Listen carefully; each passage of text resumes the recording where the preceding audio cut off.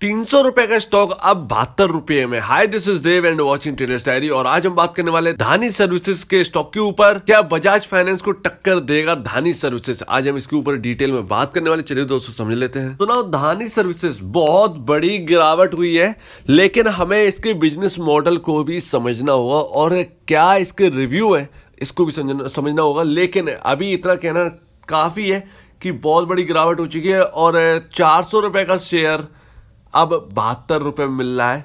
और इसके क्या रीजंस हैं इसको भी थोड़ा सा जान लेना जरूरी है। तो दोस्तों, यहाँ पर इंडिया वुल वेंचर्स का नाम चेंज किया गया धानी में, तो ये एक मोबाइल ट्रेडिंग ऐप के मोबाइल ट्रेडिंग मतलब है जैसे कि आप शेयर बाजार में ट्रेड करते हैं, जैसे कि मोतीलाल है, जैसे कि पेटीएम मनी है, लाइक एंजल ब्रोकिंग है। ऐसा ही धानी का यहाँ पर जो है अपना खुद का प्लेटफॉर्म था और वो है भी। लेकिन इन्होंने क्या किया, यहाँ पर बिजनेस स्टार्ट कर दिया लोन का काम, लाइक एनबीएफसी। ठीक है ना, एनबीएफसी ही है, लाइक नहीं, एनबीएफसी है। तो एनबीएफसी जब स्टार्ट किया गया तो हर एनबीएफसी का जो बिजनेस है वो आपको वहाँ जाना होगा, उनके ब्रांच में बात करनी होगी, सब कुछ वहीं से सेटल होगा। लेकिन इन्होंने क्या किया, कुछ ऐसी कंपनियों की तरह इन्होंने भी अपना एक मोबाइल ऐप निकाला और मोबाइल ऐप से इनके कस्टमर बहुत ह्यूज कस्टमर हो गए, वाइड रेंज में कस्टमर है इनका। तो यहाँ पर जो है कस्टमर की जो आवाजावी होने लगी, तो इससे जो है लोगों को समझ में आने लगा कि धानी सर्विसेज आगे जो है वो एक अच्छा रूप लेगी। तो यहाँ पर इन्वेस्ट करना चालू है। तो यहाँ पर देखिए क्या इस तरीके से तेजी बनी थी। यही लेवल थे ₹72 और ₹400 के लेवल तक गया था। तो इस तरह का मैसिव यहाँ पर जो है परफॉर्मेंस यहाँ स्टॉक ने दिखाया था। लेकिन पता नहीं यहाँ पर क्या दिक्कतें ऐसी हो गई कि यहाँ पर जो है ये गिरावट, क्योंकि बिजनेस में अब हम इसी चीज़ को समझने वाले हैं जो कि लोगों को समझ में नहीं आया। तो पहले हम इसे वीडियो में हम समझें कि फाइनेंशियल इनके कैसे हैं, क्योंकि ऑलरेडी स्टॉक बहुत सस्ता हो चुका है। यहाँ पर खरीदना क्या कितना रिस्की है ये सब पता होना चाहिए, क्योंकि इसका बिजनेस जो है वो तो हमें पता ही है कि आजकल इंटरनेट का कोई भी बिजनेस अगर स्टॉक मार्केट में लिस्ट होता है तो उसके ऊपर छाप तो बहुत जो बड़ी है वो पड़ती है। कंपनी का मार्केट कैप है ₹4,446 का रह गया है। अर्निंग पर शेयर डाउन है, यानी कंपनी प्रॉफिटेबल तो नहीं है। तो सबसे बड़ी बात है, अगर आप फाइनेंशियल इंडिकेटर इसके देखें तो क्वार्टरली रिजल्ट में अगर आप देखोगे तो आपको पता चलेगा कि यहाँ पर आपकी जो नेट सेल है वो क्वार्टर ऑन क्वार्टर बढ़ती जा रही है। और 2021 दिसंबर का बेस्ट क्वार्टर निकला है इनका, ध्यान रखिएगा। 489.87 करोड़ रुपीस की नेट सेल करी गई है। 2020 दिसंबर से कंपेयर करेंगे Q3 को, 2020 के Q3 से कंपेयर करेंगे तो 325.53 करोड़ रुपए की नेट सेल थी, जो कि अब बढ़कर हो गई 489.87। तो नेट सेल में बहुत अच्छे जंप है। लेकिन हुआ क्या है कि यहाँ पर जो खर्चे एक्सपेंडिचर है वो बहुत तेजी से बढ़ा है। इस वजह से यहाँ पर जो है कंपनी प्रॉफिटेबिलिटी यहाँ पर जो है 2020 दिसंबर के बाद खो गई थी। तो अगर हम इसको देखें तो 489.87 करोड़ रुपीस की नेट सेल थी, उसकी जगह 640 करोड़ रुपीस के आसपास का खर्चा है। तो मोटा मोटी यहाँ पर 200-150 करोड़ के आसपास का यहाँ पर जो है घाटा यहाँ पर जो है देखने को मिल रहा है। उसके बाद जो इनका कर्ज है उसमें 50, ज़्यादा बहुत बड़ा कर्ज नहीं है, ध्यान रखिए। कर्ज जो है वो लगातार कम होता जा रहा है। 50 करोड़ रुपए भरे गए हैं, 50 से 60 करोड़ के आसपास। तो वो मोटा मोटा यहाँ पर टैक्स भरने के बाद जो टैक्स भरा है उसके बाद जो है कंपनी का घाटा हुआ है 218.08 करोड़ रुपीस का। लेकिन अगर हम देखें तो क्वार्टर में सबसे बड़ा घाटा है, क्योंकि 2021 से जो Q2 का रिजल्ट था, जो सितंबर का जो रिजल्ट था उसमें 208 करोड़ रुपए का घाटा था, जो कि अब बढ़कर 218 करोड़ रुपए का हो गया है Q3 में, यानी दिसंबर के क्वार्टर में। तो ये एक बड़ा डिसएडवांटेज है जिसकी वजह से यहाँ पर जो स्टॉक जो है वो नीचे आता हुआ दिखा है। लेकिन जो ₹400 के कंपैरिजन में अगर हम ₹72 का प्राइस देखेंगे तो ये माउथ वाटरिंग प्राइस है। ध्यान रखिएगा, इनका बिजनेस तो बंद नहीं हुआ है, ना ही लोगों का आना जाना बंद हुआ है। अब मैं कुछ इनके बिजनेस मॉडल के ऊपर बात करूंगा और इनके जो रिव्यू है उसको समझेंगे। लेकिन उससे पहले एक खास चीज ये है कि इनका शेयर होल्डिंग पैटर्न देखिए, बड़ा कमाल का है। प्रमोटर 30.05% होल्ड करते हैं 2021 दिसंबर की अभी Q3 की जो यहाँ पर शेयर होल्डिंग पैटर्न आया था उसके हिसाब से। तो अगर हम पिछले 2020 दिसंबर का देखेंगे, इस अपनी जो अभी का जो Q3 का आया है तो देखें तो 28.69% प्रमोटर होल्ड करते थे, तो बढ़ गए हैं, प्रमोटर ने अपनी स्टेक बढ़ाई है इस कंपनी के अंदर।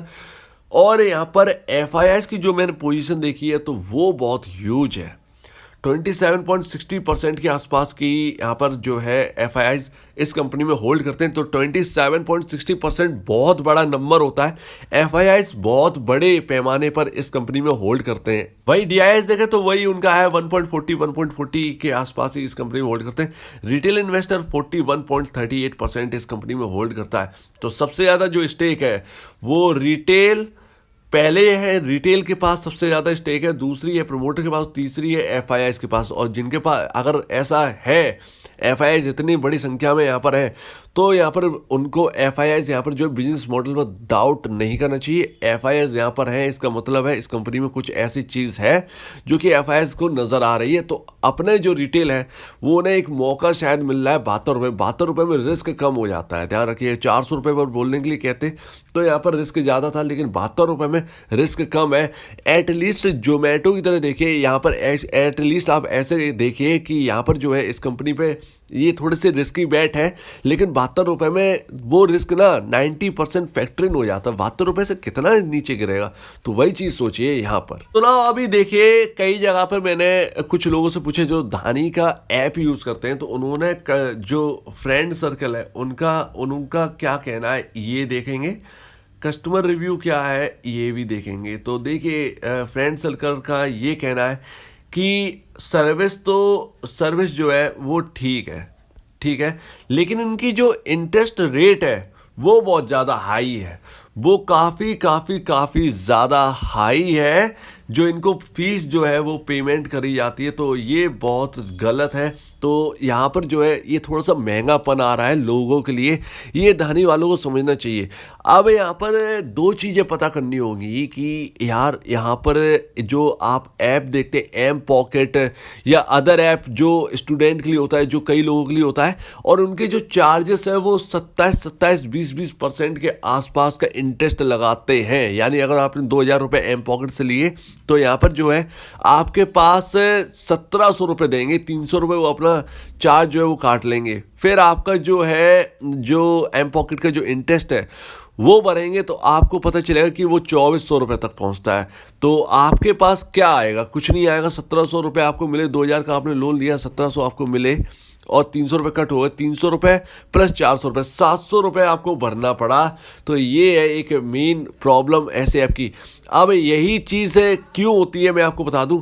आप एम पॉकेट के जैसे कंपनी का पैसा जो है एनपीए में जा सकता है और आपसे वो वसूल नहीं पाएंगे। पहली बात तो ये आरबीआई के ये निर्देश है, ये कहीं ना कहीं ये ऐसा आता है, ये मेरे को सुनने में आया है। ज़्यादा मैंने इसके ऊपर रिसर्च नहीं की है क्योंकि इतने इंटरेस्ट रेट हाई है। तो इसका मतलब ये है कि एनपीए बदल सकते हैं और एनपीए में आरबीआई तो कुछ नहीं करने वाला, ये पूरा कंपनी के ऊपर निर्भर है। कंपनी अपना जो भी है वो देखे, आरबीआई इसमें मदद नहीं करेगा एनपीए रिकवर करने में। और अगर इसीलिए ये इंटरेस्ट रेट जो है वो इतना हाई है ताकि रिकवरी जो है वो होती रहे, कहीं एनपीए बने तो रिकवरी होती रहे, शायद ऐसा ही है। लेकिन इंडिया बुल का जो धानी ऐप है ये इसका बिजनेस मॉडल अलग है। ये एक एनबीएफसी कंपनी है और ये एनबीएफसी के तौर पर अपनी इमेज के तौर पर काम करती है। तो इसके जो इंटरेस्ट रेट है जो पर्सनल लोन के है वो 13% के आसपास है, और जो आप अगर कोई भी लोन लेते हैं तो आपको 11% से 13% के आसपास का ब्याज दरें आपको चुकानी होती हैं। लेकिन मुझे यहाँ पर जो कस्टमर रिव्यू जो है वो किसी का ठीक है, 50-50% चल रहे हैं। तो यहाँ पर मुझे लगता है थोड़ा सा कहीं ना कहीं महंगा है धानी को यूज़ करना। लेकिन हम जो है वो मार्केट वाले लोग हैं, कस्टमर फिर भी इनके साथ जुड़ रहा है, ये समझना चाहिए। तो हम मार्केट लोग हैं, मार्केट वाले लोग हैं, हमें सिर्फ इसके फाइनेंशियल पर नज़र रखनी है। जो गिरावट हमको देखने को मिली है 400 रुपये से 72 रुपये का, तो हमको ये समझना चाहिए कि ऑलरेडी 400 रुपये वाला स्टॉक 72 है, सबसे पहली बात तो। दूसरा, हम कई कंपनी में रिस्क लेते हैं, तो क्यों ना एक ऐसी कंपनी में रिस्क लिया जाए जो इंटरनेट बेस्ड है, क्योंकि हम जानते इंटरनेट बेस्ड कंपनियों की वैल्यूएशन कहाँ पहुँचती है। जरा सा भी अगर धानी अच्छा चल गया, अच्छा कर दिया, तो यहाँ यकीनन जो है इसकी वैल्यूएशन जो है वो बढ़ते हुए नजर आएंगे। तो इसको हमें सबसे पहले यहाँ पर नज़रअंदाज नहीं करना चाहिए। कुछ चीज़ें जो है वो हमें यही सोचकर चलना चाहिए। तो ये सबसे बड़ा बोनस पॉइंट है। बाकी 400 रुपये का स्टॉक जो है वो इतना सस्ता हो चुका है, तो अगर यहाँ पर अगर मैं खरीदता भी हूँ तो ज़्यादा से ज़्यादा मेरे को रिस्क यहाँ पर जो है मेरे कैपिटल का ज़्यादा से ज़्यादा क्या होगा, पूरा स्टॉक जीरो तो हो नहीं जाए, क्योंकि बिजनेस तो अभी भी चांद पर ही है, ठीक है ना। तो इन चीज़ों को सब कुछ सोचना चाहिए। यहाँ पर रिस्क है, लेकिन रिस्क लेने में कोई हर्ज नहीं है इन लेवल्स पर। और ध्यान रखिएगा 72 रुपये के लेवल से, जहाँ से धानी का जो स्टॉक है वो 400 रुपये गया था, और अब वही लेवल है, मेक और ब्रेक लेवल है। 72 रुपये से इसकी जो दिशा जो है वो चेंज भी हो सकती है। तो इन सब चीज़ों को ध्यान में रखिए। जो महंगापन है वो कस्टमर्स के लिए, लेकिन हमें जो है वो दिख रहा है कि ये कुछ कर रहे हैं, अच्छा कर रहे हैं, समझ में आ रहा है। तो उम्मीद है आपको पूरी बात समझ में आ गई होगी। बाकी अगर आप इस ऐप को यूज़ कर रहे हैं, आपको कुछ खामियां लगती हैं धानी के बारे में, तो प्लीज़ कमेंट सेक्शन में कहिएगा आपने अगर इसकी सर्विसेज यूज़ करी हैं तो अगर आपको इस वीडियो में कोई भी प्रॉब्लम है, कुछ पूछना है, कुछ बताना है, कुछ कहना है, तो प्लीज़ कमेंट सेक्शन में कहिएगा। और अब दीजिए मुझे इजाज़त। वीडियो देखने के लिए बहुत बहुत धन्यवाद दोस्तों।